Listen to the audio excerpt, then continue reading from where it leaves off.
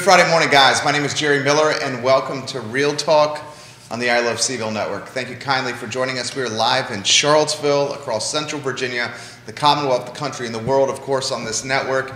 Today is Coffee with the Stakeholders, and we have two stakeholders on set with us that I think are very entertaining, informative, and let's go well-dressed. And that's a props, some props to Kevin Wilberger here. And why don't we go to the studio camera and welcome everyone to the show. Keith Smith, you know, we love this guy, the star of our show, the principal of Yes Realty Partners, one of the principals of Yes Realty Partners. Scott Morris, who I rarely say this, may have a better manicured set of hair than Keith and Jerry. No. It's between you two. I mean, he's looking on point right now. He's flossing. I'm in fourth place, okay? I'm in fourth. You're in first place with the sweater, though. Thank you. Yeah, you're in first place with the sweater. This is Kevin Wilberger, who I can already tell is going to fit in quite well and is just my kind of guy.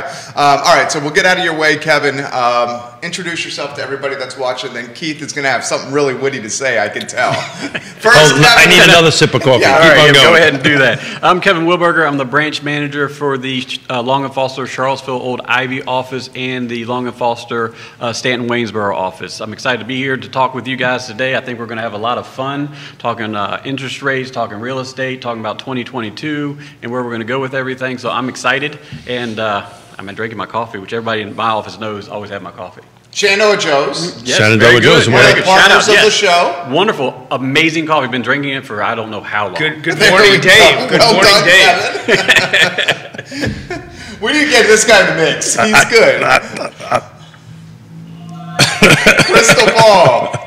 Yeah. See, there's no doubt. There you go. Yes. So for those who can't see it, we've got a crystal ball on set, a Mr. Predicto, and we're going to use that to help us predict interest rates, because I think that's pretty much the That's only... as accurate as anybody else. Exactly. Jay Powell is using him as a Predicto right now. Jay Powell, we know you are. Scott Morris, everyone that's watching. He's watching. Oh, she's watching, I should say. Right? Jay Powell's a man. Well, you know, Jay is a Jerome. Yes, Jay's a Jerome. Yeah, go Smith, huh? Hey Scott, why don't you just take over? I'm gonna. Scott Morris, Jason Jerome. How long have we known each other? I don't know. How does this thing work? 30 years? It's been 30 years. Yeah. Wow. Scott, introduce yourself to everybody that's watching. My name is Scott Morris. I'm with Ross Mortgage. I love being here, seeing everybody, always over-caffeinated, and just excited to kind of sit down and have this week's chat.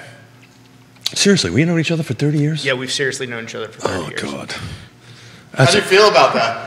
I should ask Scott that question. I think that would be the better question to ask. So right now I'm really self-conscious because 3 great hairs, and then I'm like, man, should I put some plugs in or something? You got great hair, Kevin. You got a good beard too. Ah, thank you. You know, redheads are right. That's a natural redhead, right? You haven't dyed that? Or? Not 100% redhead. No, Nothing, redhead. no box of anything. Why don't we do this? I didn't know this, and we'll highlight Carrie. You might have to help me with Carrie's last name. Carrie Christian Vedermarecki is watching the program, and she's giving you some props right now. This man spent 10 years of his life traveling. And that's where we want to start. Let's talk about that. So that, I know this is the first time we've actually formally met each other. So tell us a little bit about your life. You know, you travel a lot, and it seems like there's pretty awesome stuff. So let's talk about that. Yeah, so what happened was after I graduated college, I went to a couple different seminaries where I got 2 master's degrees.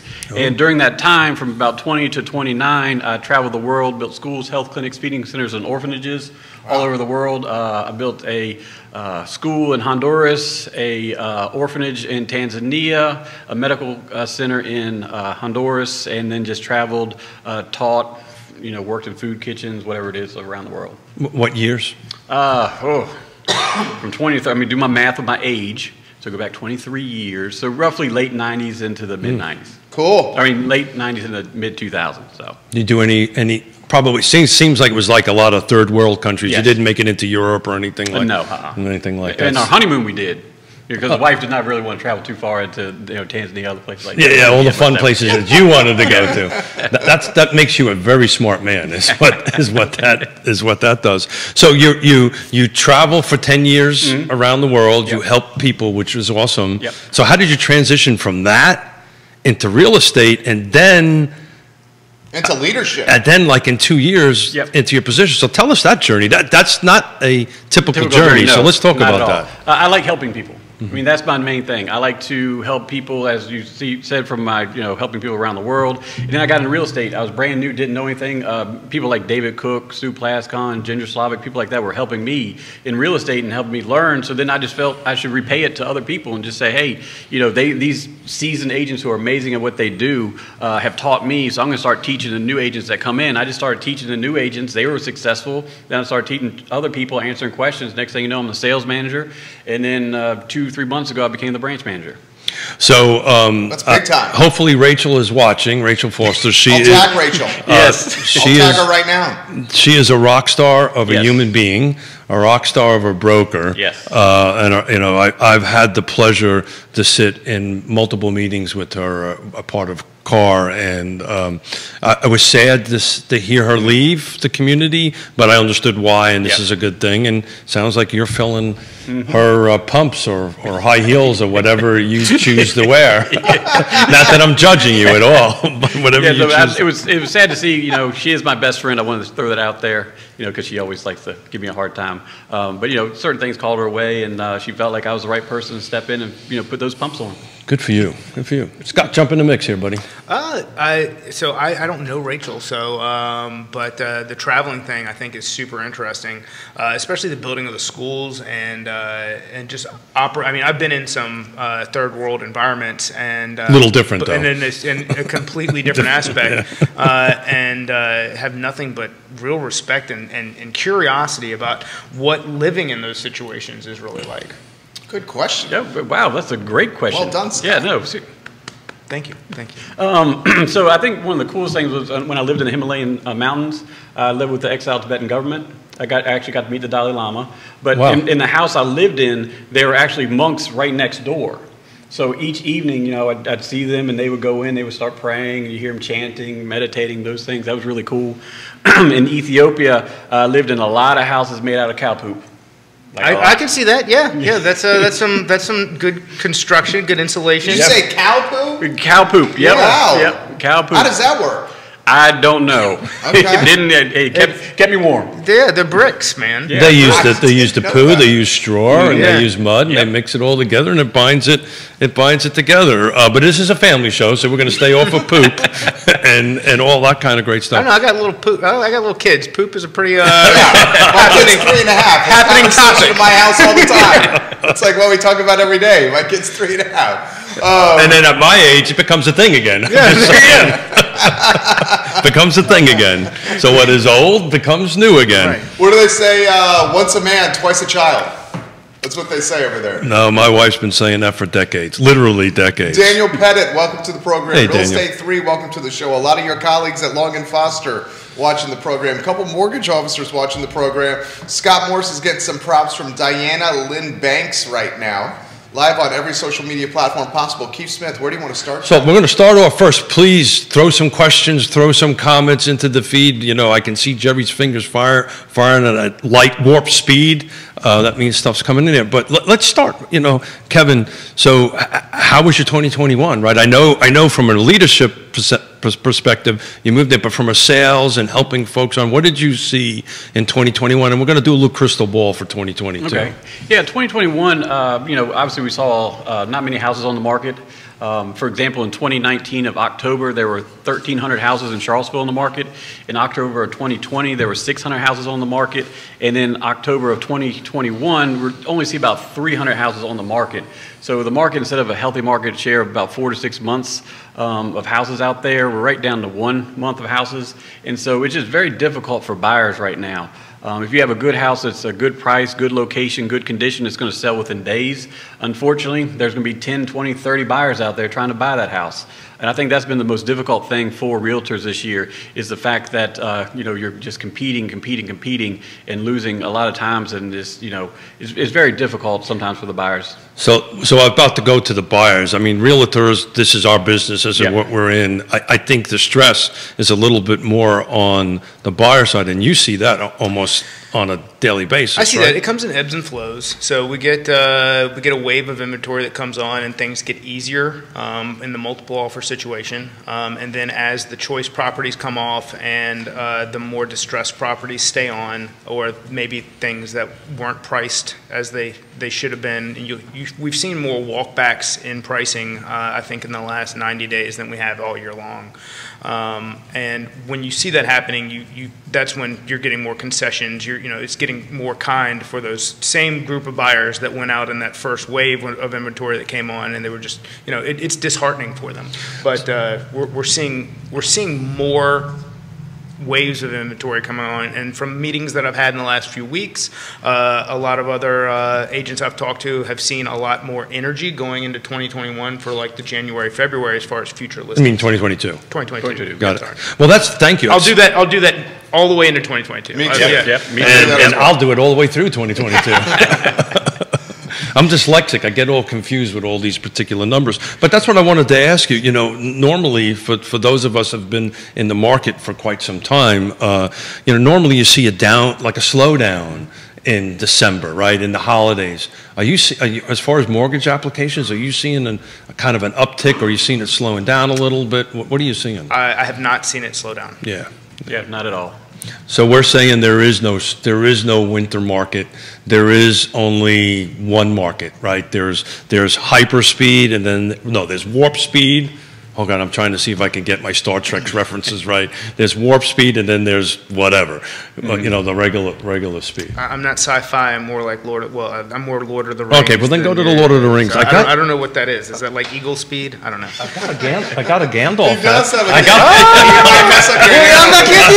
Gandalf. You said the hair was too nice with the Gandalf hat. That's And why plus, neither Keith nor I I got a jester hat over here. if I had that hat and the beard, I'd look like a garden gnome. So, just saying. So you actually think you need the hat and the beard for that? Yeah. Oh, Danny Saunders, great job, Kevin, watching the program from Long and Foster. It's not Carrie, it's Carl Christian V. Wilberger, yep. Yeah, looking good, Kevin. Awesome. Carl. Wonderful. You got a number of brokerages watching the show here. So, gentlemen, do we want to talk about the inflation number that came out? Yeah, I was going. Thank you, sir. I think we should. The man right here to my right should be able to kick that one off. So I think it got here later than everybody expected. Set the stage say. for what happened today with this number, in very simplistic terms, and then we'll take a deep dive.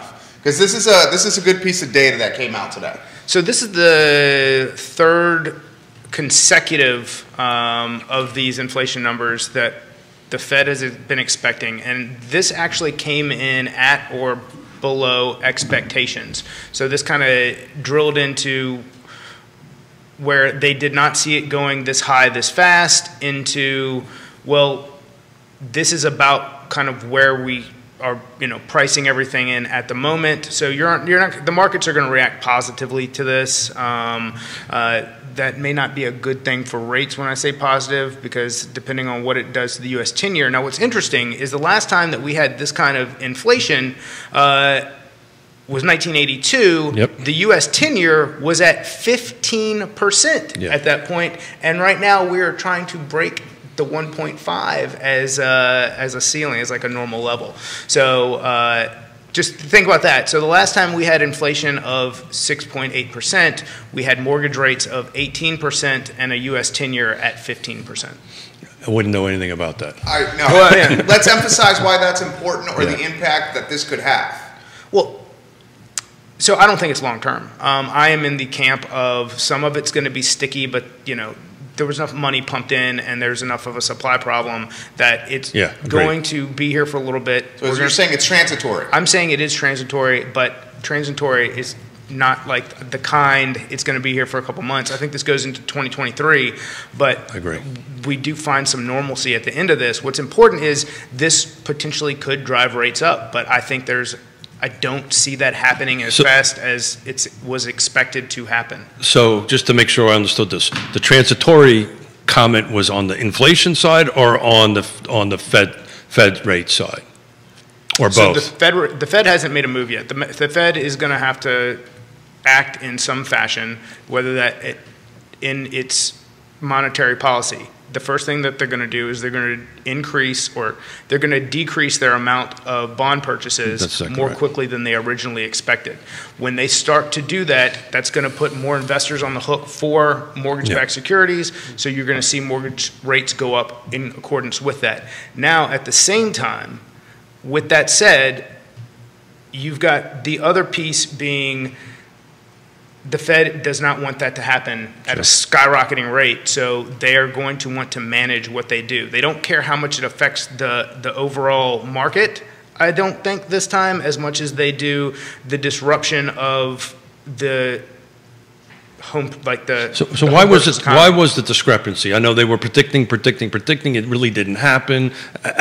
You know, so somebody who's a novice at your world, explain how we got there. How did we get there? I don't know. That's probably a bigger question for that's a deep question. Larry. Well, ask Mr. Predicto. He might tell us. Well, Mr. Predicto is probably as accurate as anybody else, being that they said the 10-year was going to be at 2% by the end of the year, and here we are at December 9th, and we're not there. But isn't it typical about a two-point spread between that and mortgage rates? If you look at it historically, it kind of follows that rate. Yes. So if we go to 2, that means we're. Yeah, I mean, it's just a guide, rule of thumb. Rule of thumb. So if we're at 2, at the 10, you're usually looking at 4 out of 30, right? Correct. Let's do this. Why don't we get Kevin in the mix here and ask you, Kevin, how increased rates are going to impact this market? Honestly, with there being so many buyers out there, the rates, I think, will take some people out of the game who won't be able to afford houses like they were before. But honestly, there are just so many people that are looking to purchase homes right now that I don't think the rates are really going to be that much of an impact in the houses in 2022, in my opinion.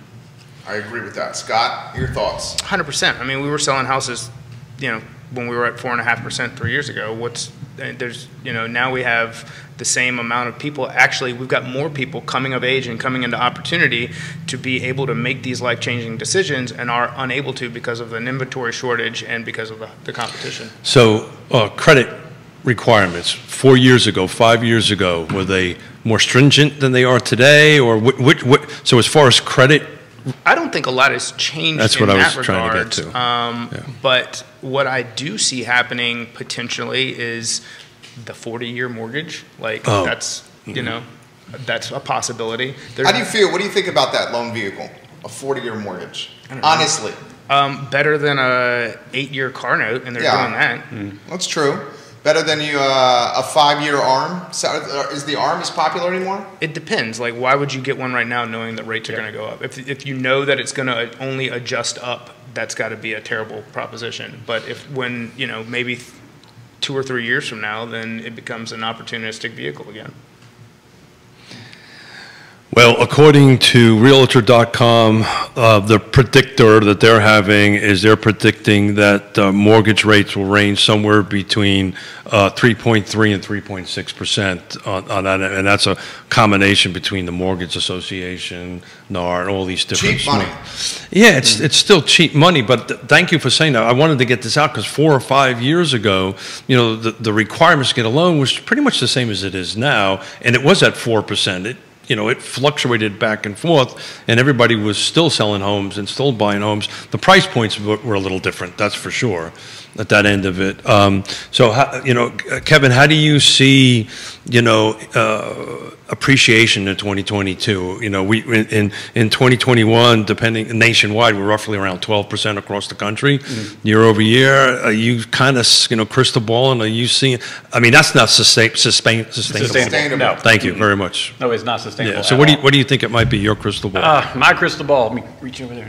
Go ahead. That thing. It's just going to appreciate. It's going to keep going up. If you looked at Charlottesville in 2019, average house was sold for $310. Yeah. We peaked in June, July of this year around $399 was the average home sale in Charlottesville. It's gone down a little bit, but I see the homes still being in the high threes, 375, something like that. So appreciation will continue to go up, but not astronomical numbers like before. So one of the questions that you would get as a buyer's agent, right? Is it too late to get into the market, right? Am I buying at too high? Yeah. And because I think there's still this remembrance of the time of great unpleasantness. Yes. Was it Sleepless in Seattle where Tom Hanks talks about how you missed the boat on Apple stock? I thought it was Forrest Gump. Or was it You've Got Mail? You Got Mail. That's it. You've Got Mail. Yeah, because he was sleeping on the boat at the time, and he was corresponding with Meg Ryan, right? Yes. Was it Meg Ryan? Yeah, Meg Ryan. Yes. It was super cute and adorable. You've Got Mail is a good holiday movie. Questions coming in from Mr. Morris. What do you got? So this is from Real Estate 3's Daniel Pettit. Okay. How does credit score affect purchasing power now? And what is an average score, Scott? And then a question for Kevin, also from Daniel. How many frustrated buyers give up for a while attempting to purchase and rent for a while? Also, when you think interest rates will go up. So interest rates going up and credit score affecting purchasing power.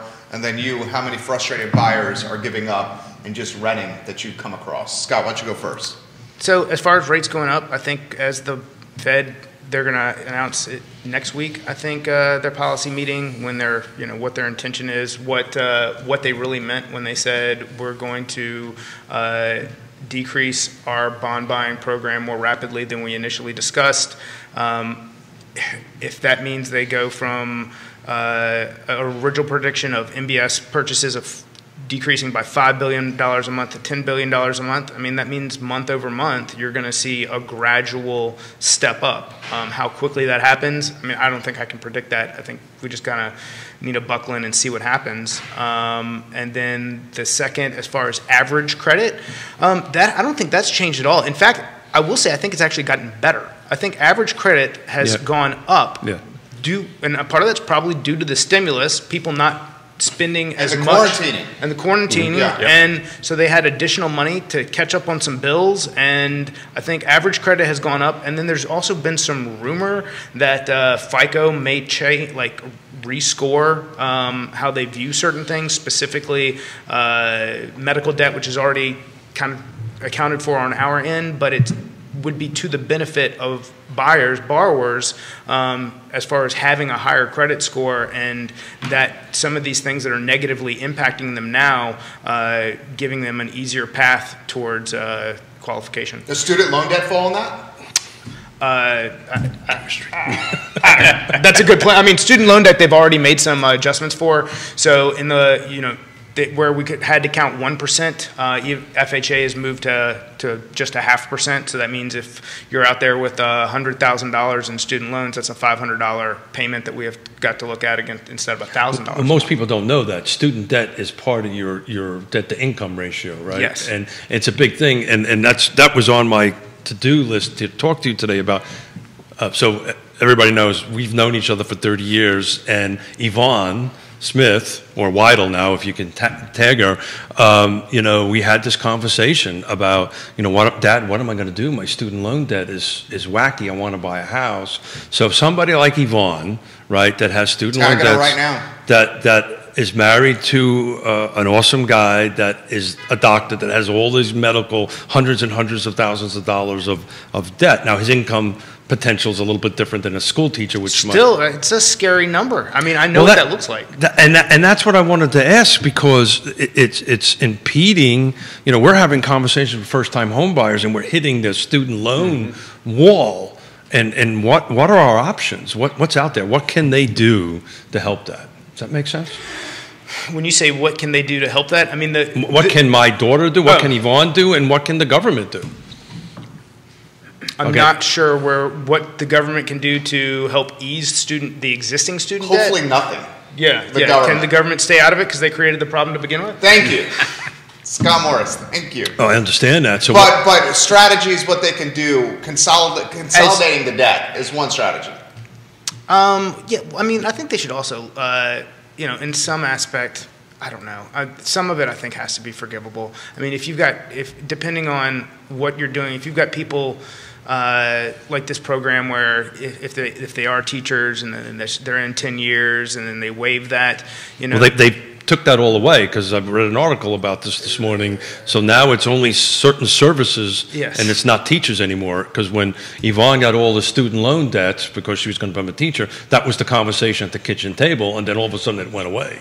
That's, you know, they need to stop playing games with the money. If you can't build social programs and put people through a requirement that takes them into six-figure student loan debt and pay them $50,000 a year. It's just, the math doesn't work. You can't say, we want you to work for the government to help improve your community, take on 6 figures worth of debt, and then never be able to repay it, because that's the reality. These people are going to put these loans into an income-based repayment plan or a forbearance for the end of time, and they're never going to pay the money back. So what's the purpose in holding this debt over everyone's head? First time in the history you come out with a BA loan, a BA degree, you make less money than somebody who comes out of a trade school. 100%. I mean, but first time in history. You know, there's nothing wrong with it. I think the trade school should be, you know, those guys do skilled work and should be paid a fair wage. But the problem is, I'm not saying that teachers aren't paid a fair wage, but they shouldn't have to go through the debt requirement in order to attain that position. Yeah, I mean, Yvonne needed a master's degree to teach. That's what I'm saying. She needed a master's degree to teach. And we were fortunate enough to pay it. But talk back to Jerry's strategy thing, because I gave Yvonne some advice. My answer is, I don't know, dude. It would be consolidate the debt. Yeah. See if you can a bank offer a consolidated student loan debt vehicle? Because they can do it for credit cards. So here's the we got to get Kevin in the mix here. They already. I'm still here. They already do on some level, but the problem there is if you run the risk of the politicians who dangle this student loan forgiveness. If you consolidate your debt into a bank-sized loan, then it's no longer held by the government, and then you can't get forgiven because you took it out. But the dangling, and Scott's getting us thinking here, the dangling of the student loan debt forgiveness is just a ploy to get votes. Sure. Do we not think? Don't you think that? I mean, yeah, it's all. Yeah, I'm not going So- to deep dive into hustle, that. is what he's saying. So here was the advice I gave to Yvonne. We looked at the 3 loans she has. There was 2 federally backed loans and there was 1 private. The private was at 6%. And we said, look, you know, you've had this time out. You can't make these payments when this all started back in 2020 when the federal government, and she paid off. She paid off that loan that had the 6%, and we have a couple of smaller ones that have you know, like 1%, 2%. Leave them, yeah, just leave them in whatever they're doing. Basically, so if you've got something that you can leave into forbearance on a mortgage side, we're going to only count 1% against you. And if you become, you know, financially capable of working on that at that point, then address it. But if you can keep it at a non-accruing debt level or a low accruing debt level, protect it as long as you can in that vehicle. Don't take it out with a grand always plan to get it knocked down and then run the risk of, you know, defaulting or the government not forgiving it in the future, which they may or may not ever do anyway. So she had $50,000 worth of student debt. We've helped her, and she paid off all the 6% stuff. I can't remember the number. Let's assume it's $25,000 left over. So I just want to make sure only 1% of that is. That's correct. So that's 0.5%.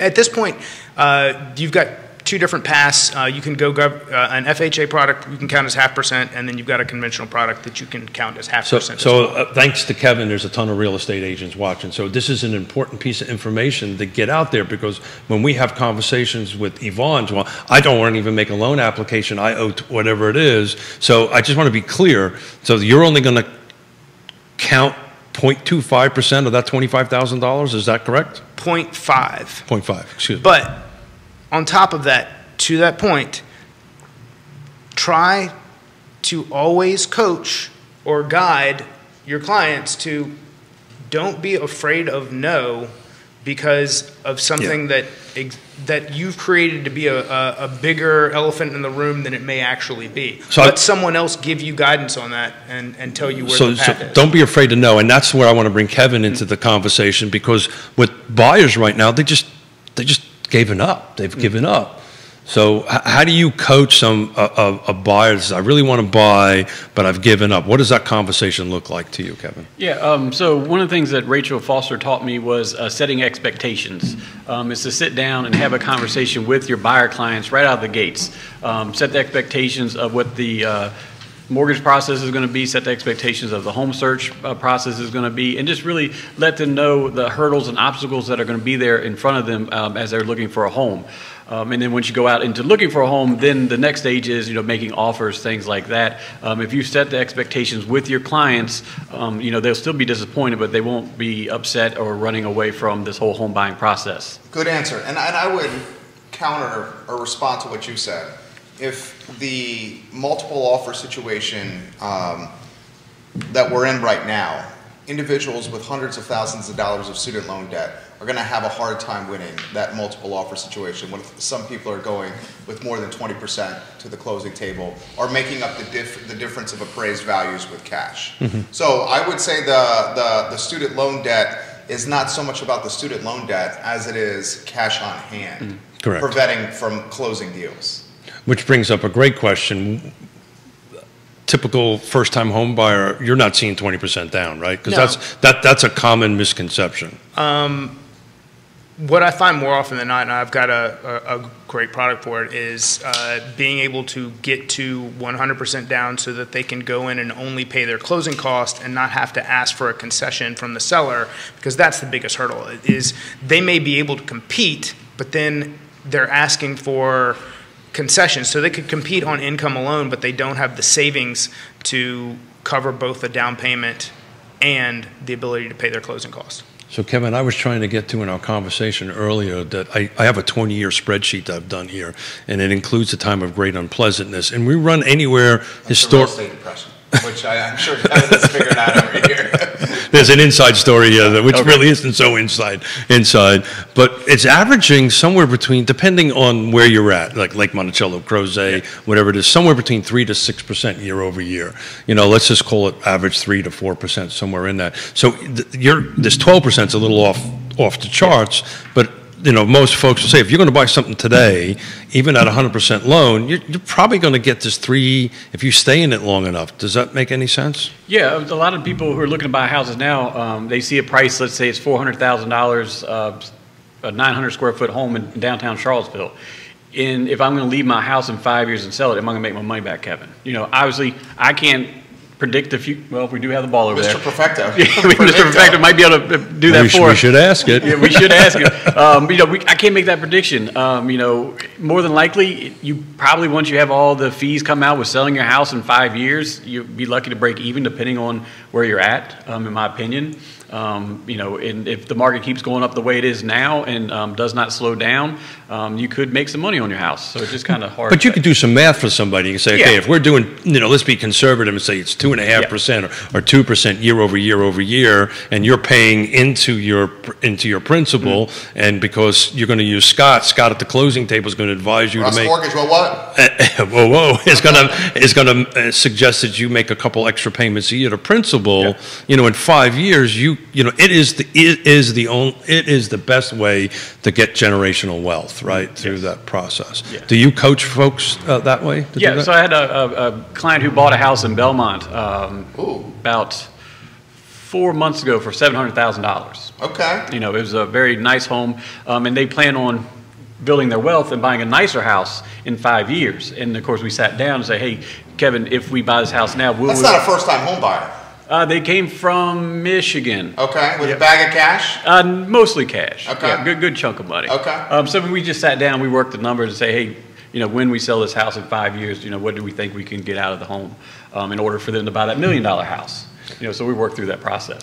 So we say this on the show all the time. This is why you want to hire a trusted advisor, not this iPhone. Yeah. Right? You need to sit down and dig into the data. The iPhone isn't going to do that for you. You bring in your trusted advisor. Do I get to bash better.com at this point? Yeah. I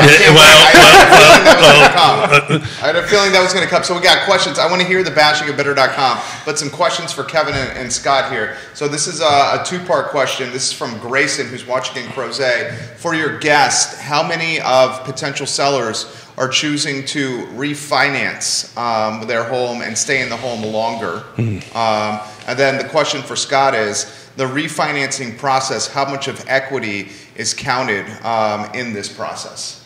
So Kevin, why don't you go with that first? How many potential sellers are just choosing to refinance and stay in the home longer that you've experienced from Grayson? And then Scott, we'll get you in the mix. Honestly, with the rates where they are right now, a lot. A lot of people have decided to stay in their forever home. They got the interest rate at 5% X amount of years ago. Hey, let's refinance and get it down. You know, I've seen that quite a bit of clients that have said, I'm not going to sell. Some people, of course, when they downsize, they'll downsize and go to a different home. But yeah, it's amazing the number of people who've just decided to say, hey, I can get an interest rate at 2%. You know, for my 5%, save money, knock down the monthly payments, and do that. So I've seen it quite a bit. How about you, Scott? 100%. Yeah. The 2% are going away, and they're not gone, but they're depending on terms, they're phasing out. But the question of the amount of equity, so it depends on what you're doing. You know, if you're 95%, you can still go in and refinance, or if it's a VA loan, you could do an interest rate reduction product and still be 95, 96, 97%. If you're looking to take some cash out, you need to be below 80, or 80 or below. That's 80%. 80%, that's correct. So that's kind of a snapshot of what that looks like. Keith, thoughts? I'm learning as usual when I sit here, and you mentioned VA, and we need to relook at refinancing our house and see if it's time to do that, because I'm in a time of great unpleasantness, interest rate, which is much higher than what it is at the moment. But I know you check this every day. What is the rate at 30-year right now as this morning? Depending on the product and credit, you know, still 3.25, low threes, thereabouts. So he's got a follow-up question, Grayson. When you refinance, are you advising folks to start the clock again or go with a shorter clock? And by clock, I would imagine he means term. Term. Yeah, he means term. What's your goal? Is your goal, I want to see how low I can get my payment, and I don't care about resetting it because I'm going to put a tenant in this property in the future, and I want to, you know, cash flow is more important than anything else? Or is it I want to pay the bank the least amount of interest? And so that, you know, should that be the goal? Yeah, well, it depends. I mean, if you can put if you can take a higher rate, stretch the payment out, and you can make $2,000 more, then throw that against it. Yeah. I mean, that, you know, or use that $2,000 for, you know, for your for paying another mortgage or your Ferrari. You know, who knows? Who knows what you want to do? But it's not my decision to make, but I'm going to give you all the options. What do you think, Kevin? This guy just keeps dropping the knowledge. Yeah, dude. I mean, geez. Scott Morse is on point. That guy's got an A game today. He had me at Ferrari, but Yonna said not so fast. yeah. I was thinking of a boat, but you know, whatever. I've got one of them, so I need to. How about this question for Scott and Kevin? How many sellers are refinancing and remodeling their homes and possibly adding a master to the first floor versus their master being on the second floor now, primary suite? So how many sellers are refinancing and remodeling their homes and expanding for a way to make it the forever home for them? Kevin, you want to go with that? I mean, I've seen remodels have gone through the roof. I mean, you look at pretty much any neighborhood, there's at least one house that's remodeling in some way, shape, or form. I know my wife has remodeled the kitchen twice in 4 years.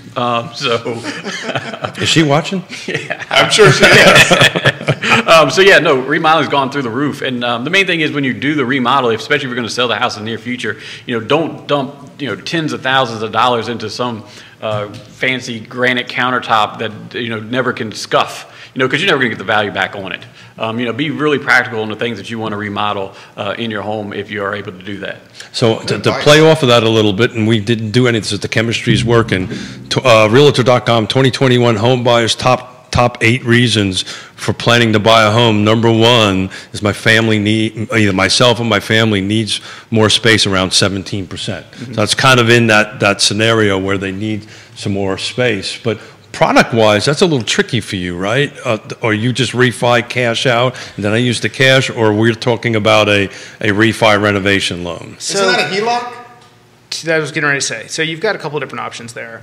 If the cash out, if you've got so much equity that we can make it work for the cash out refinance might be best for you, or even if it's something that I don't carry or have the best product for, I'm going to advise you, say, hey, maybe look, I can point you in this direction for a home equity line of credit. That might fit what you're doing better. You stay in the product 3 years. There's typically no closing costs attached. They waive them at that point. That could be a better option. It may not always be your best option, but we're going to, as a trusted advisor, we're going to have that conversation so you kind of know what all your options are. When is the best scenario for the HELOC? It depends on how much, generally lower amounts of money. Let's say you need like $50K or $100K for a kitchen remodel. Absolutely. Yeah. Okay. Yeah.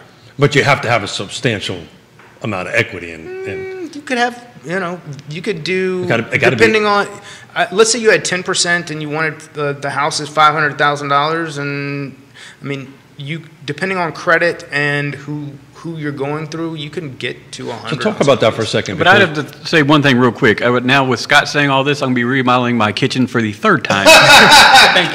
Thank you. I like your humor. Will the lender allow the homeowner to go upside down with the HELOC? There may be some institutions that let you go to like 105, depending on so credit. 5% in the hole? Yes, there may be some people out there that do that. But the appraised value, they're going to get an appraisal. Yeah, but I'm just saying they're not going to let them go 5% over the appraised value. That's what he's saying. Yes. Really? Yeah. That's terrifying. Yeah. Oh man. Is that not terrifying? I wouldn't do it, but I'm saying there may be some people who have. We're not going to tell folks what to do, but man, that's kind of what got us into trouble. Yeah, it's a slippery slope, is what you're saying. Yeah. I just had chills up my back on that end of it. But that's important to talk about on the refi end of it, right? A normal refi. That's not, that's also not a super common thing. Right. Well, right. But it was. Right. Well, it used to be, right? And it's just the fact that is even, if those words even came out of your mouth, and the no-knock loans are starting to make a little bit of. I have seen some weird non-QM stuff, and QM being qualified mortgage. Yeah. So I think we need to talk about that, right? And let's get Kevin's take on that. Philip Wilkerson III, we'll get to your take here in a matter of moments. Questions for both these guys. No-doc loans. You got a take on that? No, I do not. The no-doc loans are people getting, and Scott, help me out here, people getting some approval with limited documentation. You are going to be a super successful principal broker or managing broker. No, I do not. You're saying it's a slippery slope and you don't want to offer a take? Is that why? I'm not going to jump on that one. There you go. Okay. You're going to do well. That's a smart man over there. What do you think, Scott? I mean, I don't have anything for that as far as, nor would I want to, But the intent, the original intent of them wasn't a bad thing, right? No, the original intent was to build social equity, where it's and I'm choosing the right words here, Scott, and I'm going to get out of your way here. The original intent was to create a path to home ownership for disenfranchised demographics that otherwise were not getting a path to home ownership. Agreed, and there is still a demographic that I specifically would like to have a better resource for, and that's people with ITNs like No Social that have established community history that do all the right things, but they get hammered when it comes to these things because they're typically paying a higher rate. They're going to be more cash down, that type of thing. So they exist, but it's not. How about this? The no-doc loans or the reduced document loans are they're less available to people who are qualified for other things versus before it was kind of open game to everybody. Huh. Thoughts on that, Smith? Well, I mean, the original intent was to help folks like some of these folks at the table here that they're small business owners, and they've got the cash flow, but they're 2-year tax returns because you need 2 years tax returns from my business, and that was the original intent of it, my understanding of it on that end of it, so it was a good thing because we had the cash flow, we can verify the cash flow, but my tax returns didn't look so good because of our the business environment. I do want to twist this around a little bit and talk about we're talking about helping buyers, but we've got this inventory problem that we need to figure out, right? And we've been talking about this historically, but I think I'm looking at the numbers here from that Realtor.com is predicting, and it's an average. They're predicting rents to go up 7.1% next year. And I can jump in on that one. So my daughter, she lives in Florida, not around here, but she lives in Florida, and her rent is going to go up $900. What percentage is that? A lot. Yeah, it's a lot. I mean, she lives in West Palm Beach, so it's Tony area. Yeah, so it's probably, I'd say 25 to 30%. Yeah. And she can't afford it. Does she know that? No. Mm-mm. So the 1 year lease was ending. Yep. And there's a 90-day. Everybody in the building, $900 going up. Good Lord. So then what has happened, which, I do not, my daughter's friend who was a boy, Okay. we're not going to go the other way around. Okay. They're looking for a house now. Because, and I think that's going to hurt us with the limited supply out there. That's the reason I brought it up. All these millennials and everybody else that say, hey, I can't afford an additional $100, $900 for rent. Why am I going to pay $3,000 right now for a place I'm renting, which I'm just flushing the money down the toilet? When the mortgage could be less. Yes, much less. Realtor.com, number 6 in the top reasons in 2021, I can no longer rent and buying would be cheaper. Well, would your daughter and the friend that's a boy Yes. buy the house together? I believe, I'm not sure. I think he's buying the house. Okay. Yeah. And then he's going to offset some of the mortgage payment by renting to your daughter. Yes. That's a good path. Oh yeah, no, it's smart. And also too, instead of her paying $3,000 a month for a nice apartment, but honestly, you're flushing that money every single month down the toilet. And if you can find a house and get with Scott or whatever lender that you choose, and get a mortgage for $1,500, now you have a house. You're building equity. You're going to remodel it and sell it in the future, and all of a sudden you're building your wealth. The rental market right now is ridiculous with the way that prices are just skyrocketing. So that's the reason I brought it up. It's only going to put more pressure on that end of it. And there's an article that the National... landlords. It's good for landlords, right? But there's 82% of the unmarried Americans, this is according to Realtor.com, National Association of Realtors, would rather buy than get married. So that's a similar situation, right? And it was with my daughter and her now husband. But they couldn't afford it. Rather buy than have a wedding. Yeah. They're still getting married. They're not spending the tens of thousands of dollars on a wedding. Thank you very much. That's exactly what they're doing. Shouldn't that be like a thing? It sounds like common sense. Yeah. Does it not? Like $20,000 for a wedding or $20,000 down on the house. And the $20,000 for a wedding, I think, is light. Yeah. I think around here it's like 50 to 60K for a wedding. Yeah. How would it work, Philip? I promise I'm going to get to this comment. How would it work in a loan situation if his daughter and the friend that's a boy try to buy the house together? That's fine. They just be Done all the borrower, time. co-borrower. Yeah, just be co-borrower. Mm-hmm. Okay. I will tell you, we do that probably more often than not. Do you look at the co-borrowers that aren't married differently than the ones that are married? No. Really? It could be borrower, co-borrower, and and both of their parents. You can pool everybody together. Is Yvonne watching? That's not. That is not happening, Yvonne. Yeah, you're saying it's not happening out there. It's not happening. It's not happening. You chose wedding. I'm just saying. You chose wedding. Just saying. You Philip chose Wilkerson wedding. the third. What if he says this is a fantastic conversation. What is the plan to live in your current home for at least 20 years? Would you renovate the kitchen? Context, the kitchen was last renovated in the 90s and has 90s style. So he's basically saying if you're going to live in the home for 20 years, should you renovate your kitchen? And I'm literally doing that right now. We've been in our house for 21 years, put a new roof on it because it's past its life. You're turning this into the forever home. There's no such a thing as a forever home. You have to say that because of your wife. No, it's true. I've got one of these piles of paper. We've got some stats on it. If I had $1,000 every time somebody that I built 600 homes in my career. I'm a recovering developer and builder, Kevin. And if I had $1,000 every time I built one of them, which he helped frame and he was on and he operated track hose and all that stuff. One of the worst employees you could ever hire at the time. I don't believe that. Well, he's here because I'm trying to get some of it back. But no, actually, you did great. We had a lot of fun together. But if I had $1,000 for everybody said this was my forever home, and we are now getting phone calls to sell it, the great time of unpleasantness for me wouldn't have been so unpleasant. So it's forever homes is people think that, but it's not real. There's only one forever home. Yes. Question for Kevin. what area or neighborhood or aspect of Central Virginia do you think is going to be hot in 2022? Oh, great question. I mean, obviously, Charlottesville's hot, never changes. I mean, it's always, blowing up. Out in Crozet, Old Trail area is really hot. I'm actually seeing the Lake Monticello, pick up a lot of steam over the last year. So there are different areas that are unfortunately, there's not much inventory, but when it comes out, it's going to sell quickly.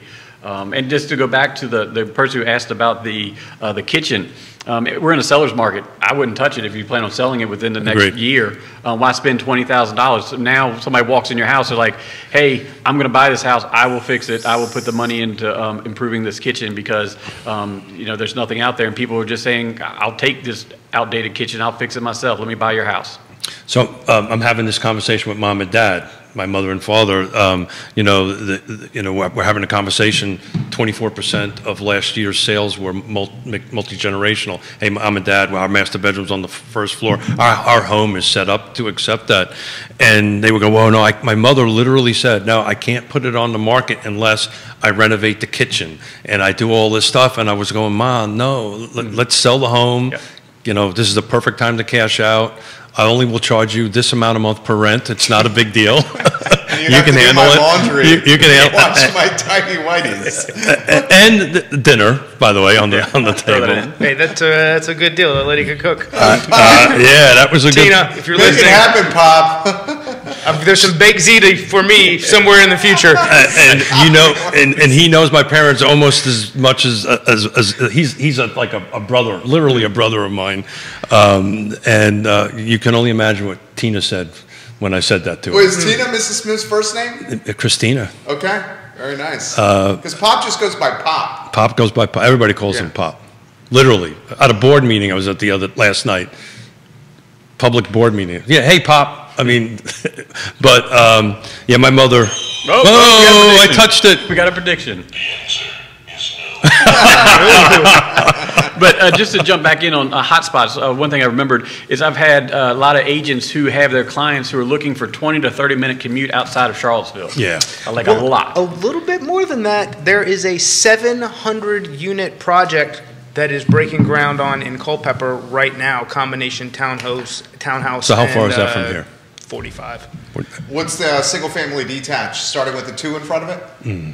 4. Okay, and how about the townhome? Don't know, didn't read that much into the article. So it would have to be a 3. Yeah. 3 low 4s get you the entry package? Correct. And then there's another. Is it Ryan? Who's the developer? No, it's not Ryan. Syntax owned it in 2005, sold the property to whomever. I've got it. I can cheat.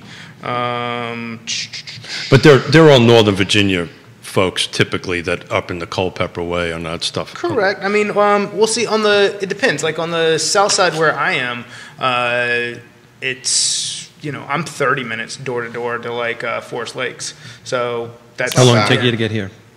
To here, 45. Yeah. Kevin, how much is your sales footprint expanding because of COVID and increased purchasing, increased housing costs? Yeah. Are you driving further than ever before? Yes. I know myself and a bunch of other agents, Waynesboro. Lots of us going over the mountain to Waynesboro from the Charlottesville area to sell homes because, you can buy a beautiful home downtown Waynesboro for $200,000. That exact same house downtown Charlottesville is going to be about $400,000 to $500,000. And people are willing to drive over the mountain to go downtown Charlottesville to work in order to save that money and have a much lower mortgage payment. And so, I've been over the mountain so many times this past year compared to the year before that. We've been talking about this for a couple of years now. Yeah, a year. Year plus on that end of it. And it's historically, and again, I've been in this market since '87. Historically, when the gas starts getting to the point that it is now, you start seeing that slow down, and that is not happening now. I think, Well, it's because of the hybrid piece too, and the fact that technology is so much more advanced and robust, and people can work from their house. Yeah. That's so many more people who, if you live in an area where you've got high-speed internet. That's the biggest question now that I get whenever there's a buyer. What's the internet? That's like the number one question that a buyer has. They don't care about water and sewer. Oh no, they don't. That's just what is the internet? Because I work from home. So interesting. A little bit of a little bit of Mr. Predicto. Let's try this. 2021 home buyers' most important features from Realtor.com. This is nationwide. Would you believe that the garage would be the most important feature? Yes or no? I would say, isn't the most important feature we cover this? No, this is new data. This just Okay. came out this morning. Oh, yesterday, actually. Did people understand that it is at the beginning until they fill it up with a bunch of junk Yeah. and then like Well, here's a better question. Does anybody actually put a car in a garage? The garage is number they one. do it first? They're like, "This is a great idea," and they're like, "Hey, well, I got to move this Yeah, big this heavy box thing here, in there." this box- Yeah. The And treadmill then I got for car Christmas, gets I'm not like- going to run on it. Here we go. Put it out in the garage. Literally, I only can fit one car in my two-car garage. But a garage is number one by 38%. That's a substantial percentage. 38%. And that shocked me when I looked at this Maybe yesterday. that's where the electric chargers are going inside the house. They got to get the car in the garage to plug the car in. We've got Segura coming on the show in January. I'm putting solar on my house. And you're going to do a charging station in the garage. We're going aren't to you? do a charging station There in you the go. garage. Yeah. That's See? exactly right. Scott Morris, better.com. Ha. Get ready, guys. Here you go. You can use the Predicto. I don't need the Predicto for this. So this is for agents. There's a two-piece on this. We're gonna start with Better. So Better is an online mortgage company that has a terrible business model, and basically for agents, what this means is you have people go in, submit an and not even submit an application, punch in some information, and it'll spit out a pre-qual. It's a unverified, it's a no-doc pre-qual letter that they'll hand to you and say, let's go buy a house. And they collect a bunch of these, and what, it's literally throw it against the wall, and what sticks, and what doesn't matter to them because they don't have a relationship with you and they don't care if things don't work out. Now, their CEO, who is a good showman and a terrible human being, qualified, took $750 million in seed money. Now, they probably took the money or were willing to get the money under the preface that they were going to fire the 900 employees that they did. So they intentionally took the money in order to fire the employees so that they could have a better bottom line going into 2022. And you fired him via Zoom. Via a Zoom meeting. Yeah, not even in person. Where he said, You're on this thing. I really don't like doing this, but if you're on this meeting, you are no longer employed. And after the meeting, all their computers started shutting down. And then said that they were stealing from the company. Now, Whoa. Say that again? they said 25%, I think. he said that they were stealing from the company because some of them were only working a few hours a day. Now, they work on a system where they are fed leads, they're not self-sourced, and they get paid for the number of loans that they lock, not loans that they close. So they have people come in, fed through the refinance boom, and they go in, lock these loans. So most of them, to hit these numbers that they're asked to do, probably only have to work a couple hours a day. But then there's no follow-up from them on getting all the documentation to actually close the loans. And on the loans that they are closing, they're losing money on. So they lost about $500 million over the course of the year. Then they took $750 million from SoftBank, the same company that lost their butt on WeWork last year, or the year before we even had the fallout with COVID and the pandemic. And now you've got 900 displaced loan originator people, some of them probably not that qualified. 30 days before Christmas. 30 days before Christmas, in order to make the profit sheet look better for next year so that they can hopefully either take the company public or sell it to someone else. Now, all these 900 people who have just been defamed saying that they were stealing from the company now need to go find jobs. And they're going to have a hard time doing that because as refinances slow down, some of these companies, aren't going to want to take them on. Are they actually loan officers? They're licensed people. Wow. Yeah. Now, speaking of licensed people, there is a major mortgage company that starts with a Q and a major insurance company that starts with an S and an F that are now partnered together, and the insurance company is licensing all of their insurance people so that if you're an agent and you're... State Farm is doing that? State Farm is partnered with Quicken, and not in every market, but they are pushing to every market. So if you are a front-end insurance person, they want you licensed so that when when your buyers go out and get a homeowner's insurance quote, the licensed loan officer working for State Farm, who's really an insurance person, takes the lead, kicks it to Quicken. Quicken then takes it over and pays them a VIG on the lead. And here's why that affects you.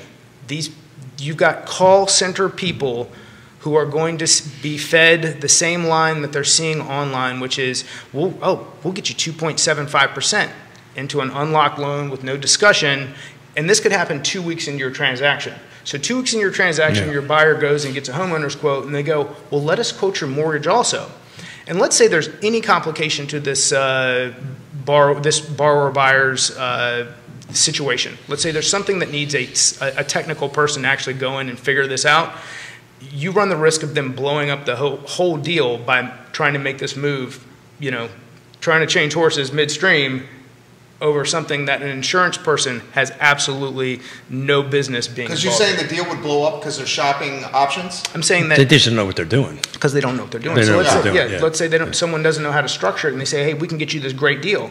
Well, they go, okay. Every loan has a hiccup in it. Yeah, even nothing's ever easy. Nothing's ever easy. But that's only refis, or we're doing new purchases with this? Doing it with purchases. Oh my God, that's frightening. It is frightening. That is frightening. I can't tell you. I just had a flashback pre-2008. I mean, or it was the LSD from the 60s. I can't remember, but it was either one of them. So those two things, the better thing and the quickie State Farm thing, are two very interesting things that have happened in the course of So this is why we do what we do on this show 3 times a week, and there's going to be a big announcement on the 21st of December about a potential 4th show, which is going to be exciting. And yours truly in this room might end up being part of that. I'm looking forward to it. But this is why you have to use a trusted advisor. This is why, Kevin, I don't know what you do, but with our buyers, if they start saying we want to do, I've actually turned clients away, to be frank with you. I said, look, if that's the path you want to take, then maybe I'm not the right real estate agent for you. Yes, exactly. My main thing with my clients and the clients that with Long and Foster that we deal with is, do you want to be a number or a name? All right. So with Scott, your name. I'm Kevin, I'm working with Scott, I'm a name. Scott could call me up and say, hey, this is where we're at. I could be like, hey, Scott, what do we need to do in order to get this thing done? We're talking, we're communicating. Quick and other people like that, you're just a number. And how many hands are going to be on that loan? Once something goes wrong, I can tell you, no one picks up the phone, that's or they pass you off to the next person, the next person. This man I've called at 5:30. Yeah, Scott's A+ people, guys, for that are watching. This guy goes balls to the wall. And I've called him at 5:30 in the morning, and I've called him at 8:30, 9 o'clock. I'm asleep. So that's that. But you chamomile tea and about to lay it down. And also too, did you say chamomile tea? Did you really? Oh man, I like when you talk shit. But also too, as we're talking, if I'm a listing agent and that was good. I like that. And their buyers coming in with quick and things like that, you're apprehensive. But if you're trying to be all serious. I'm not beyond this chamomile tea thing yet. I'm trying to rush it. Come on. I think Kevin's a very likable dude. I think Kevin needs a repeating spot here. I agree. This is a question for Kevin. Has anyone done a yearly overhead cost for their own real estate business over the last 5 years? Depreciation on car, gas, cost, time to go from Charlottesville to Waynesboro and beyond. Are you making less or more money now? Great. There's a question and a half right there. Right there. And who did that come from? This is from an agent. Great. Yeah. So I've had an exceptionally amazing year. I do goal setting and goal planning for 2022. Honestly, I don't put gas in there. I don't know why, because that's what we spend. You write a business plan every year? Yeah. Good for you, man. And 1, 3, and 5 year business plan. Good for you, man. But honestly, no, the gas is a good one, because as we think about it as realtors, we spend at least half our lives in our cars driving around the spot. It's your office. Yeah, literally. And trust me, my wife will look at my car and be like, had lunch again at McDonald's, huh? It's our office. Well, that's the industry, right? The industry's gone away from the brick and mortar, the large statement. But I would encourage you to put that in there. Sorry, Mr. Miller. I got all excited when he said yes on the business plan. So there's certain things that obviously. Thank you for that question. I'm probably going to look it up later so I can know what to add into my business plan for 2022. Even though I just finished it, I have to do it again. Thank you. But no, I'm had an amazing year. I'm expecting to have a very successful 2022 with where I'm planning to be in my own real estate business. So that's you just have to do if you're a realtor. I usually start in November on my plan and my goals, and then usually about now I finish it up. So it takes about 4 to 6 weeks to sit down and really figure out where you were, and don't just do 2020 or 2021. Do 2020, 2019, as long a couple years in a row, so that you can see averages and see where you were succeeding, where you were failing, things that you need to improve, things that you just need to get better at. And if you're a first-year agent, still do it. Yes. Matter of fact, that's when you really want to do it. Yes, because when you first do it as a new agent, you're just going to be bleeding money. Out, and you just need to understand, it's going to cost some money as a realtor. And also, too, you're not going to get your first, in the ideal world, if you were to start a real estate right today and you got your real estate license, in the ideal world, perfect setting, it will take 60 days to close on your first house, even though none of that will actually happen. So you won't even get your first paycheck for 60 days. That's like the perfect storm to get your first paycheck. So you can go 3, 6, 9 months. That's if you walk in with a contract. Yeah, exactly. If you walk in with a contract. So you can go 3, 6, 9 months before you get your first sale. To answer the question, because because we come from the business background, I keep a pretty religious. Our gas has gone up year over year, probably about 25%, and it is cutting into the bottom line. How much? The dollar. I'd have to pull up the spreadsheet. I don't have it in front of me, but it's kicked into about 25%. It's several $1,000s over the course of the year. Now, keep in mind, I got 2 vehicles. And also wear and tear. Wear and tear. We just thank you for doing it. The opportunity cost of your time.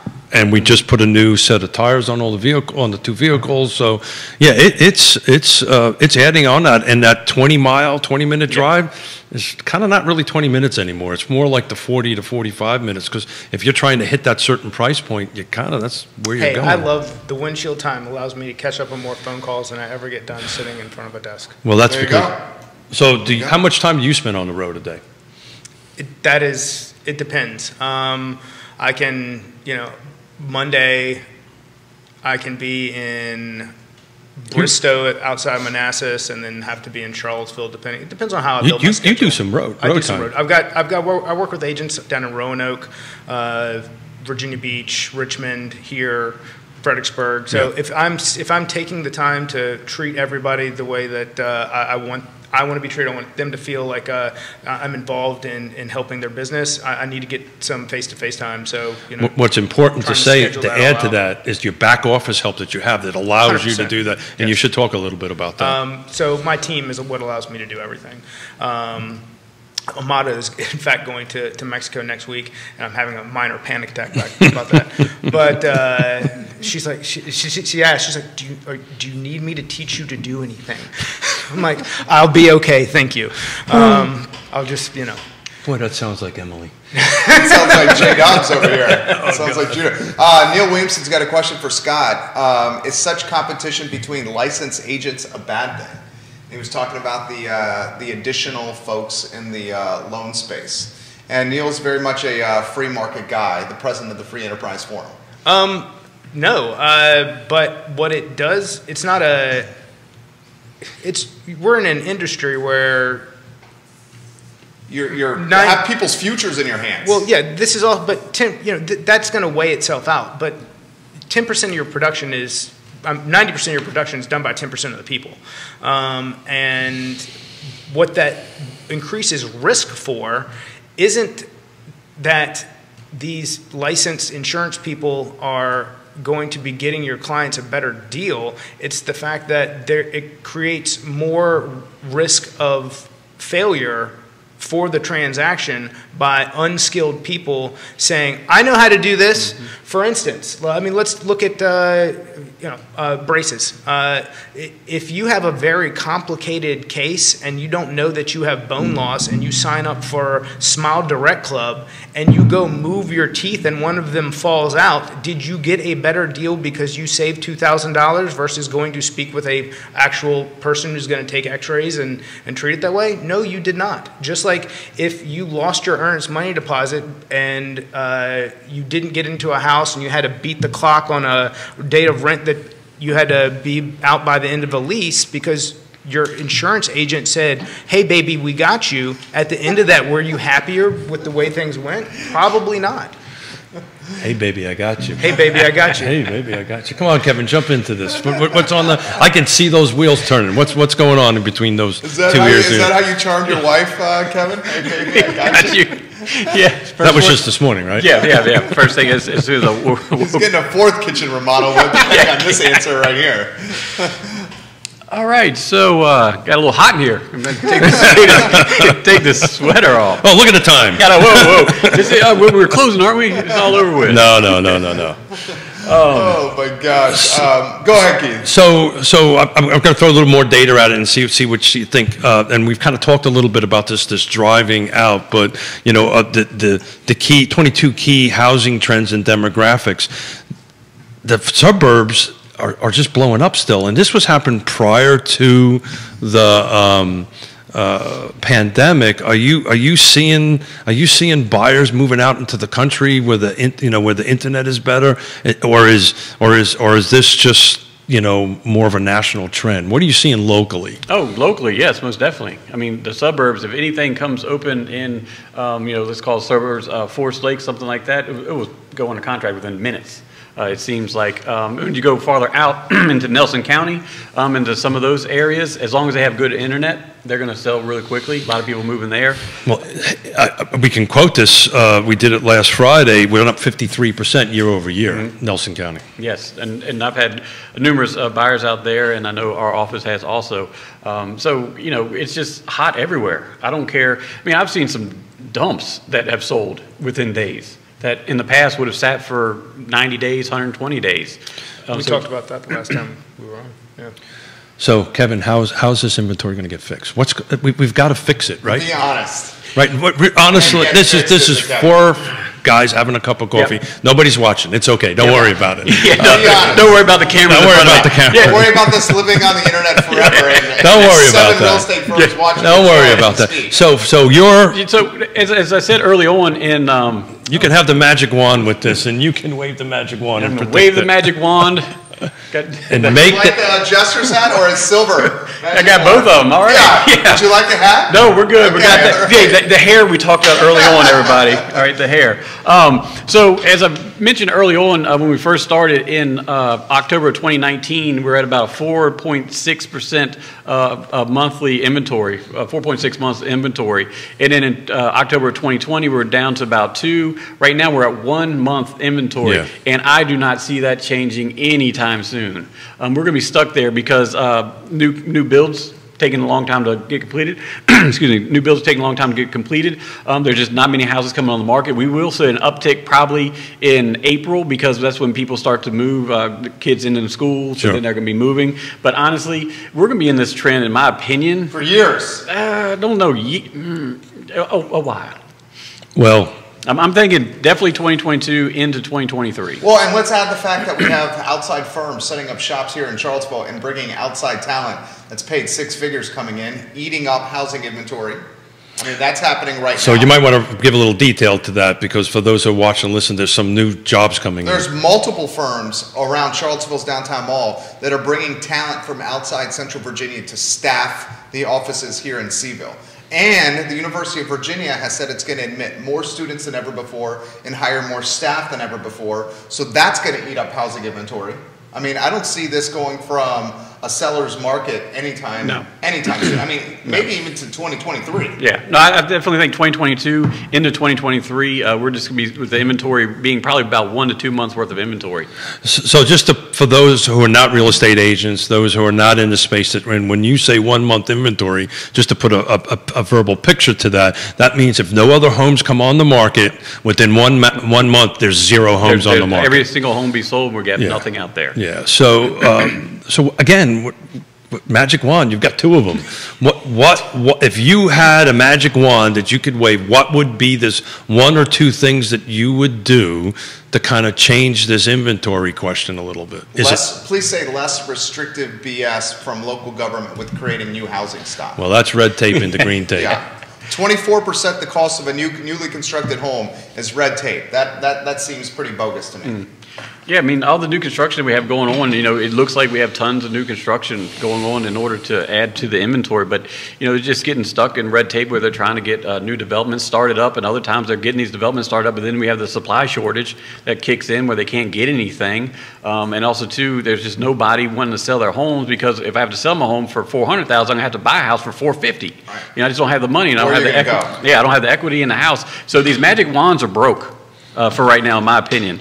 I'll bring them back. I'll call Amazon and have them return. Yeah, get a refund. Get a refund. You got these from Shenanigans on West Main. Actually, he's right. And the scary thing is, we didn't talk about this, and he knows that's where I got him from. We are spending way too much time. Gibbons giving Kevin some props here. Another question for both the agents that are watching the program: because the market is so hot, are you seeing more people becoming agents than ever before? Well, since you are in the management thing, I'll let you. Thank you, Spencer, for that. Yeah, I've seen a lot of agents jump in because you hear the news like, oh, the housing market's hot, houses are selling great. And I see influx of realtors coming in, and they're not going to last, because they think that they're going to get a house sale real quick. I had one agent who was here for like 3 months, did get a house sale and bounced.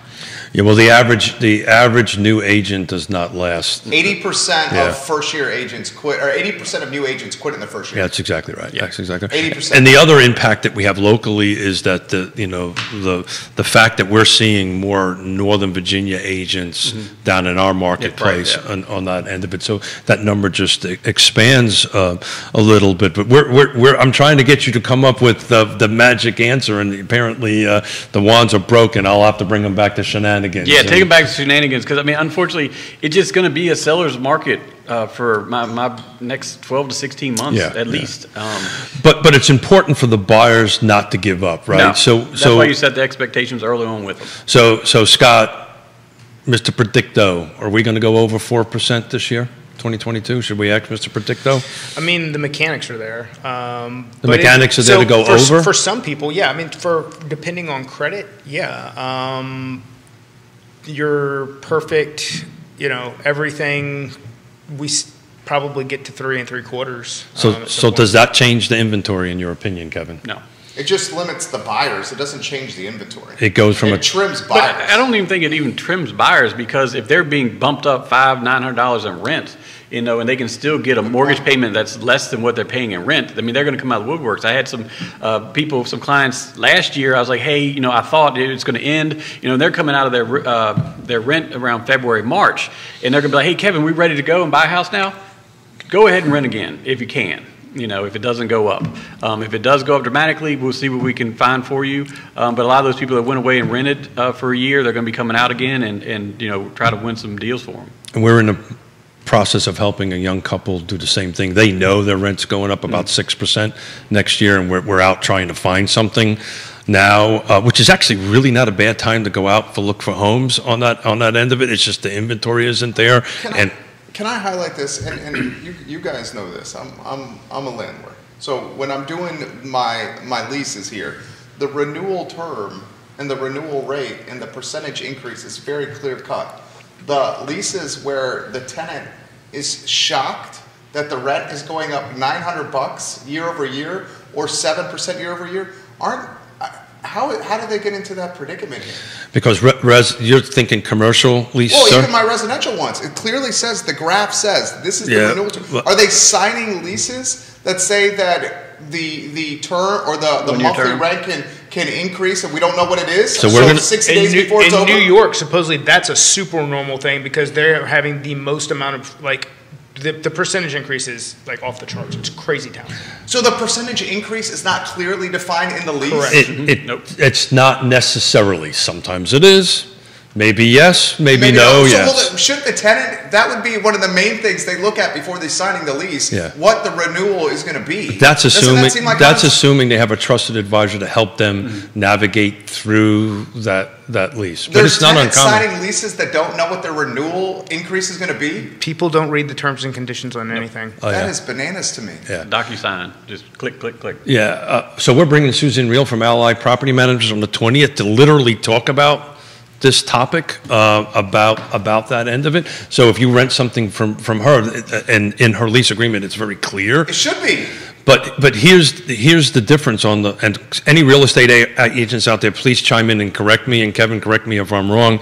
But there's typically not a uniform lease, right? So when we buy and sell, we're using uniform. Over and over, yep. You use the Virginia Realtors contract. That's exactly right. So it's not a uniform lease. It's very different. It changes from location to location. But it's, it doesn't say, it must say in the lease that it knows what your increase is Maybe my on. leases need to be changed over here. I mean, you're basically saying you can leave it that vague and renew to whatever you want with Well, 60 days notice? So it's a double-edged sword, right? Right now, it's great because everybody, if you're in the landlord situation, we know, but You have the leverage. but a few years ago, it wasn't so much, right? And if you have an automatic increase in it, you're at least covered by that end of it. But at the moment, finding a rental is almost, if not, Harder than buying a home. that's Yes. exactly right. And which gets even more difficult for the credit challenged, who then get into a position of where do they go? That is, when we talk about affordable housing, that's the other side of it that I think is a super pain point for a large portion of the community that doesn't get discussed. We talk about first-time homebuyers, but we don't talk about somebody who went through a bad marriage or divorce and had a spouse that screwed their credit up, and now they can't go rent because they're middle income and they've got a credit score that a landlord won't look at. Like, I can't help you from a mortgage perspective. I can show you how to fix some problems, but in the meantime, you're asking where do we, you've got an agent and me going, where do we place you? And I'm like, I can't help you on this end, and the agent's going, well, what do we do? I mean, that's a huge. So I'll play a little bit off of that. I chair the Regional Housing Partnership, and we had a meeting, a full committee meeting Wednesday, on Wednesday, and there was a report in there that tenants are now requiring, which is illegal, 3 times the income to rent, which is illegal. And they're getting... Landlords are requiring what?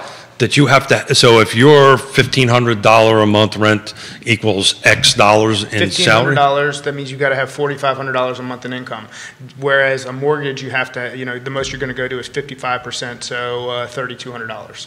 And they're requiring it 3 times that amount. Not only charging you $900 more, they're saying your income has to be 3 times, which is illegal on that end of it. But it's important what you just said, right? So if I'm going to rent. Thank you.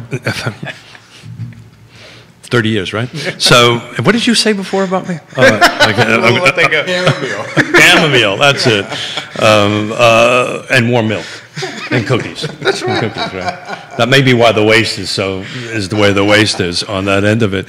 But that's important, right? So if I'm getting my $900 coming up, right, and I'm going to rent from the landlord, and I have to have double the income, it's cheaper for me to buy. And explain how that process works.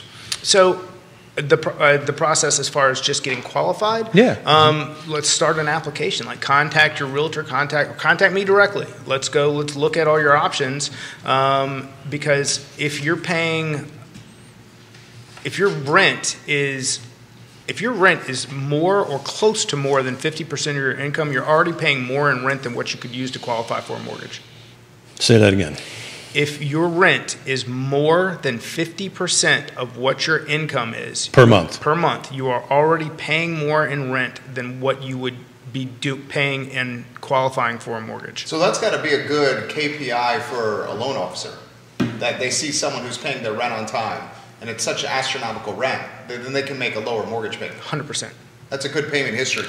versus 100% if I'm going to rent. Yeah. Legally, 100%. Correct. And they're now doing 3 times, which is illegal. The question for Kevin, what percentage of your clients are purchasing a townhome that originally thought that they wanted a single-family detached? Well, great question. That is a good question. So they've started off looking for a single-family detached. The market's hot. They can't, get that house. So then they found a townhome that they can afford. So I'd say probably 25 to 30% of the clients that I've dealt with are going from a detached to a townhouse that they did not consider in the beginning. Because when we sit down and set expectations, they tell me the things that they want. I want a detached home, half an acre, blah, blah, blah. And then all of a sudden, 3 months later, they're in a townhouse. So I'd say about 25% of my clients end up going towards a townhouse. How about condo? Usually with a condo, and Keith, I'm not sure with your clients, but usually with a condo, they are set on a condo. So it's not they're going from a detached to a condo, because that's such a downgrade in the square footage and everything like that. So a townhouse makes more sense to them, but to move from looking for a detached home to a condo rarely happens. We're not a condo community. We don't really have a lot of condo options in our region, and finding ones that are warrantable is even harder, which is even harder for that. So you can turn them over to Scott, so Scott can lend you money on it.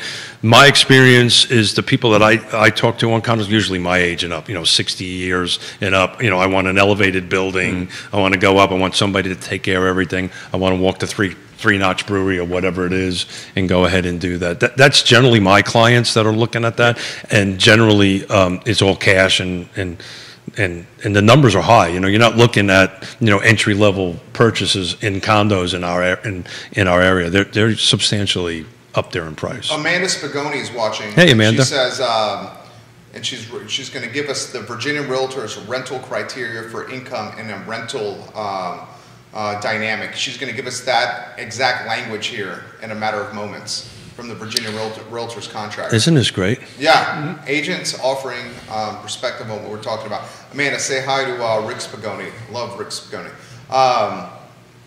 Before we close, and I want to get her language, she's typing this as we speak. Okay, gross income, here's Amanda Spagoni.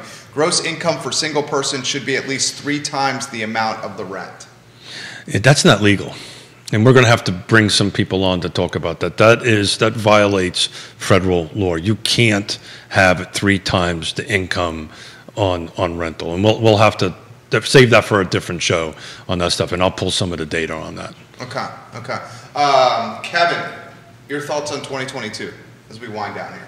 Yeah, my thoughts on 2022, especially if you're a realtor, set the expectations with your clients. Let them understand that it's still a seller's market, and you're going to have to do any and everything you possibly can in order to get a house. So 2022 is still going to be tough for buyers. Sellers, if it's a good price, good location, good condition, more than likely it's going to sell within a matter of days. There are some sellers out there who are, let's say the house normally should be about $350,000 and they're going to try to get $400,000 for it. Those houses are sitting, and a good realtor, a buyer agent will help you understand and do a CMA for you that $400,000 house is not a $400,000 house. It is only a $350,000. So we do see that some in this market right now, that houses are overpriced. But overall, just set the expectations with your realtor, with the clients, and just get with the lender right out of the gates. So then you know right away what you can and can't afford. I usually tell my clients to say, hey, let's not look at a $300,000 price. Let's look at, I've been talking like rent. If you're paying rent of $1,200, get with your lender, and then they can say, hey, you can afford up to $1,500. I think that makes more sense, is to look at the actual what you're going to pay per month and what you can afford. Because if you're making $3,000 a month, you're paying $1,500 in rent right now. Then you get with somebody like Scott, you work out the numbers, you can afford a $240,000 house for $1,100 a month in payments. That's key, is to set it up that, hey, what can I pay per month in order to get a house? And then from that, you might end up getting a $300,000 house, but you only pay $1,250 for it. So I'm going to go back to Amanda's comment. Amanda, I'm going to go ahead and talk to Suzanne Reel, the Commission Piedmont Housing Alliance, because these were the folks that were on this call, and make sure that my information is correct. And we'll tackle this again on Monday on the Monday Market Monitor. I just want to throw out there, in case I made an error, we'll correct it on Monday. She said combined gross income for married person should be 3x the amount of rent. Okay. Gross income for single person should be at least 3x the amount of rent. Yeah, I'll look into that and report back on Monday. We should get Amanda back on the show too. We'll do. Scott Morris, any final words and thoughts on 2022 as well? Thoughts on 2022? I think it's going to be very similar to this year. We're going to see waves of inventory come on where things are easier for buyers, and that's why having a trusted professional like Kevin and Keith is the most important thing you can do. So you don't go through finding something on Zillow that's already under contract and then being behind the curve. You're with me or someone like me who gets you pre-approved. You have a plan where you have a team of trusted advisors that has educated you on, from the moment that you take that pre-approval and make an offer, what your total closing time and money all looks like. But I think we're going to see. A little more. I'm optimistic in the inventory going into early next year. I think April is probably later than we get there. I think we can start seeing things happen a little bit faster than that. With where people's mentality. Part of this is COVID related, as people are more and more getting away from being trapped in their homes. I think you're going to see a little more movement and hopefully a little faster, and there's enough pent-up demand there to drive people on the listing side as much as on what exists on the buy side. We hope. If we live your life, people. If we can't increase inventory from a new construction perspective and a development perspective on that end of it, I don't see us working through this inventory anytime soon, to be frank with you. Yeah, Kevin echoed that. Yep. I agree with that, but I think we're going to see waves, ebbs and flows, where we see stuff come on and where things are kinder for buyers, and then we'll go through tighter periods. But it's going to be a bit of a wave through the next year. And for those distressed properties, if you've got a lender, an agent, and maybe a builder that has a plan where we could go in and do like a reno loan where you could stay in a rental for 6 months, get in and rehab a property to move into, that could be an option for you as well. Diane Miller said you did a great job today, Kevin. Thank you, Diane. I want to echo that. You were very good in this setting. Oh, thank you. Very likable dude. Keith Smith. No, continue on with the stuff. Okay. Hold on, I'll take it over. Thank you. Thank you. You know, the sweater raised the Thank you. Hey, the tie also. GQ, look at the tie. yeah. Well, this is sponsorship for St. Jude's, which my wife and I contribute to. So 50% of that tie, in fact. 50%. Look at that. Huh? Good memory. Was that chamomile tea you were drinking today? So it keeps me sharp. Kevin, thank you. Yeah, this Kevin, is the first time we've ever met. So this Kevin's is great. Yep, you're super thank you. comfortable, and we will invite you back on a regular basis if you're willing to sit down and chat with Chamomile us. tea will be on me. Okay. Nice. We got a bar over there too. Yeah, that's the Maybe one. we should That's add kind that of to more the my bar. style, but okay, if you want a chamomile tea. Keith Smith, great show today. Thank you, Mr. Miller. Diane as always. also says Scott and Keith as well. Thumbs up. Thank you. I've known her for a very long time as well. Well, I think I beat you on that. How long have you known Diane? I don't know. You probably longer. 20 years. Yeah, 20 years. Yeah, 20 years, yeah, pretty close. That's just scary. That just says we're old. Yeah. You had 8 different firms watch today's show. This is Real Talk, guys, and on Fridays we do Coffee with the Stakeholders. Kevin and Scott embody that moniker undoubtedly. Segura Solar, Dave Fafara at Shenandoah Joe's, American Pest, Interstate Service Company, Dairy Market, Ross Mortgage, Pearl Certification. Just some of the fantastic partners of this show and the network and of Real Talk. Great show. I've got Joe Gentile and Tad coming in for January. He's coming down from New York, and we're going to be talking food, which I'm excited about. Logan Wells, Claylo says this was a fantastic show. Multiple agents saying this was a great show. You guys do A+ work here. Thank you. A+ work. Thank you for joining us, guys. It was There's all the ones. one. It was I all the love ones. Make the magic happen, baby. Kevin is a cool guy. I Love Seville show, guys, is up in 40 minutes here on this network. You guys have a good morning. Enjoy your Friday. Take care. See you later, guys. Kevin, you did a great job. Thank you. Outstanding, Kevin. No, good job, everybody. Wow.